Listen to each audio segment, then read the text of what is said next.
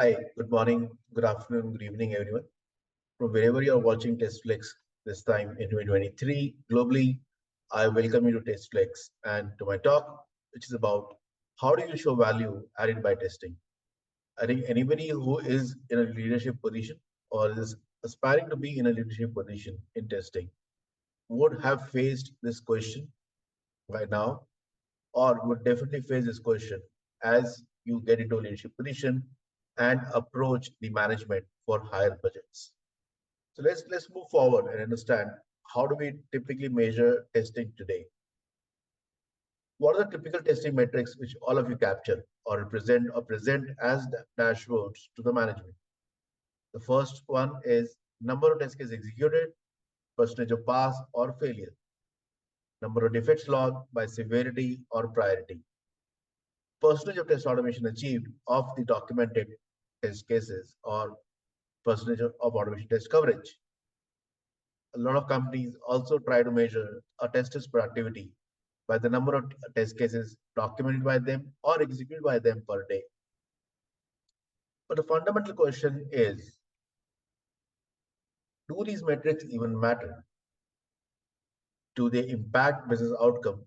Can you establish a direct correlation between what you're tracking and how it is impacting the growth of business, the reduction of cost, optimization of the effort spent, or bringing in efficiency improvement for the business?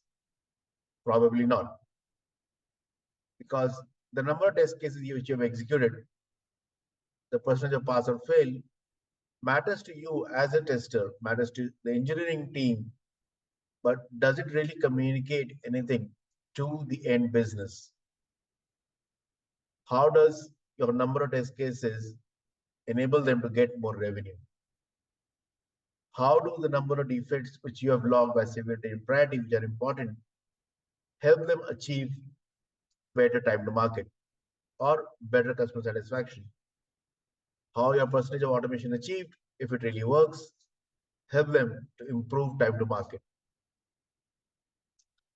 These are the questions which we need to identify answers for. These are the questions, or these are the metrics which we need to align our testing metrics to or towards. But that would establish why these metrics matter, how they communicate or focus towards the business outcomes. So today in my talk, this is what I'm going to cover, that how you can actually match or map your typical testing metrics or your typical engineering metrics to business outcomes. Outcomes which the business leaders understand, outcomes which will help you get more budget or at least protect your budget in the subsequent time, because we all know with generative AI and AI gaining prominence, every business leader is looking at how I should cut or what percentage of my engineering budget can I cut by using AI. So keep watching and let's start. So, like I said, if someone asks you how testing add business value, tell them this going forward. What I'm going to present to you is an actual real life case study from my experience. It's not something from the Google, it's not theory. It's a real on the ground something which I and my team have implemented in the last 36 months. We are working with the world's #1 denim clothing company based out of US, a denim brand which all of us would have worn at some part of our life for sure. What was the business challenges? The business challenges was driven, or should say, brought to the fore by COVID. When COVID happened, as the entire world was shut down, all retail stores were also shut down. And this was the one denim brand used to generate 98% of their revenue through retail stores. But now with retail stores closed, should they shut down their business? No, they have to find ways. The first challenge for them was their direct to consumer revenue was very, very low. They had a high transaction dropout rate. Their time to market to open up new geographies from the direct to consumer channel was really, really high because the coverage of testing was very low. At the same time, the cost of testing was high and was exponentially becoming higher as they were trying to open up new markets or as they were trying to reduce time. At the same time, because of all the challenges which they had, their customer support cost for direct to consumer channel was high and increasing. What we did with them, we worked with them, with the business leaders, to first identify what are the outcomes they are looking to achieve and measure. The first learning which we get from them was they were looking for a high degree of focus on end customer experience. So the customer should have a wow feeling whenever he comes on the platform. That is their web application and their mobile applications.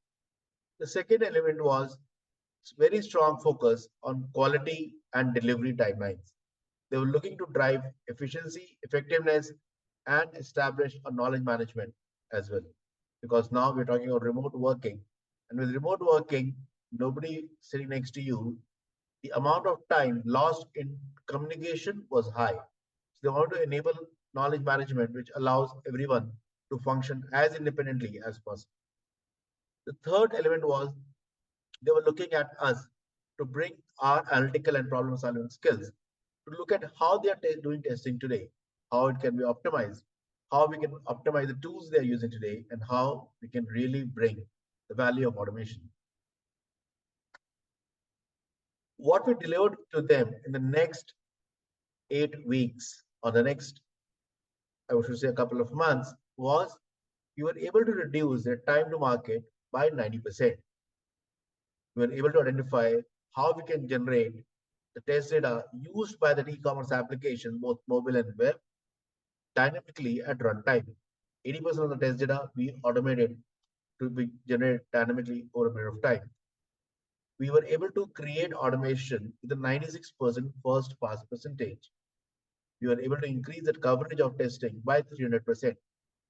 How we did all of that was bringing in an omni-channel test automation platform built completely using open source tools, which actually reduced their cost of tooling by 300K US dollars annually.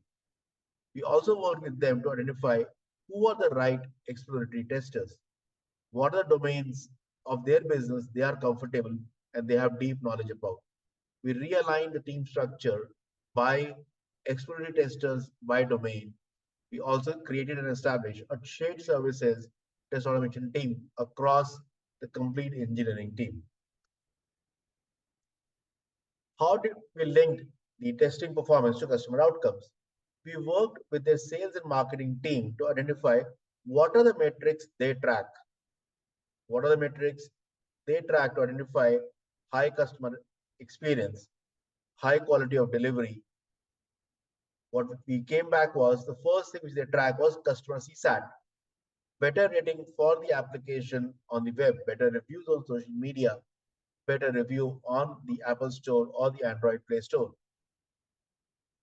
They were also tracking what is their click-through rate on the website and what is their add to cart and conversion rate at the end of it. We worked with them to improve the CSAT and the customer sentiment analysis on the social media and the Google Store and the Android Play Store. We were able to work with them and increase the click-through rate 3.6% quarter on quarter and improve the add to cart conversion rate by 2.1% quarter on quarter. These are metrics which you cannot think through or imagine how are being impacted by testing. And I'll explain that. We were able to reduce the internal utilization of the customer support infrastructure by 60%. Because as we improve the quality of delivery, as we increase the click-through rate and increase the conversion rates, the number of customer issues, the number of customer complaints coming to the customer support team reduced over a period of time.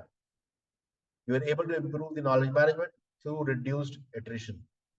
We were able to deliver 90% of the projects or help deliver 90% of the projects they were running on time and on budget because we were able to build test automation and test early.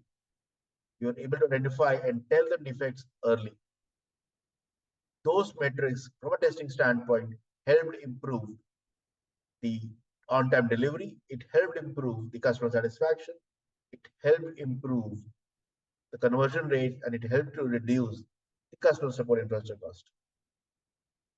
What it resulted in the final business outcome, we were able to increase the customer satisfaction, which resulted in increased revenue by 12% quarter on quarter.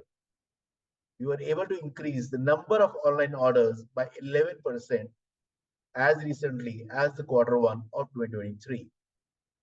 How we were able to deliver on the premise of cost saving? We were able to save them $1 million of testing cost annually. We were able to save them 250,000 US dollar cost in support cost. How all of this was achieved? Through better testing, better planning, and better strategy, and through automation, which delivered. What we measured with them was the first element which we measured with them was coverage. Before we got into the view, what they were covering was one browser, one OS, two countries, one language. What we covered with them is more than 300% improvement. We covered 4 browsers on Windows, 3 browsers on iOS, Android and iOS mobile platform, the primary browser, both of them. We cover 11 different countries and we cover 18 languages. Why I am sharing it? This increased or improved not only their time to market, it also enabled them to open new markets earlier than time frame, which directly impacted revenue. Because as an e-commerce platform, if you're able to go to new countries, open new markets, you are increasing the ability to generate more revenue. You're opening new revenue channels for you. The impact on cost was we were able to optimize the cost through better automation, better testing, and reduce them. This was a simulation which we presented to them that if we were not in the way we came in and implemented a proper testing strategy, if they were supposed to capture or test the same scope, same coverage with the way they were operating earlier, they would be spending 9.5 million US dollars annually for testing versus 1.3 million dollars which they spend today on testing. That is roughly saving of more than 80% over a period of 5 years, which we have delivered to them. This is the business metrics which every business leader understands. What is the money you have saved for me? How is the more revenue which you have generated for me? And how you can correlate your testing metrics to the revenue and the cost metrics which you present to the management. This is what makes impact. The other thing which we typically talk about automation, right? What we were able to show them, how we were able to reduce the time to market by improving your automation coverage from nearly around 15% to today almost 90% plus. That reduces my time to market because I'm able to test more scenarios upfront in the pipeline, reduce my overall time to challenge. We were able to reduce our automation maintenance effort to 4.6% of a release effort compared to industry benchmark of 14 to 15%. Today, we are able to certify and validate any new environment which they create on production with full regression in less than 1 hour. Our productivity in terms of number of automation scripts our team is able to write every day has improved from 3 to 4 test cases per week to 3 to 4 test cases per day. That also means that we are able to do in-sprint automation. We're able to automate all the new features as they're being developed, which directly impacts our time to market. One thing which I want to leave you guys in the last is how to create an indicative ROI framework, how to communicate to your management on how you will derive the ROI from testing using this framework. This is something which I have leveraged multiple times. I hope you guys will be able to learn from it. There are 4 basic premises on which you need to create your ROI framework. What is the mission? What are we looking to achieve? My mission was to build a superior QA function. I worked with them to identify and define, and then identify what is supposed to be measured. Like I said in the beginning, first, high degree of focus on end consumer. That is, The metrics which I need to track or which against I would be measured was improvement on customer satisfaction. Second, strong focus on operational excellence. That is, improve our time to market, improve our coverage, and reduce the number of support tickets which we are generating. Who were my partner in crime? That is, who are the teams with whom I collaborated to get those metrics and measure against those metrics on a quarterly basis? The marketing team, which helped me understand what is my CSAT, the business operation team, which helped me understand how many markets they were able to open and how soon they were able to open and what is the additional revenue they were able to generate from those markets. Third, the product engineering leadership team. So they were able to tell and collaborate with me on what has been the improvement in our delivery timelines, what has been improvement in the quality of our delivery, and how our customer support tickets are being reduced. What were the measures which we put in place to control and improve on our technical metrics? We focused on testing performance. We focused on how can I improve my build validation time. We focused on test data management because this is the most often overlooked metrics. How much of my test data I was able to generate automatically. We focus on first pass percentage, that is, how many test cases which we have automated pass through in the first run itself and are not required to rerun.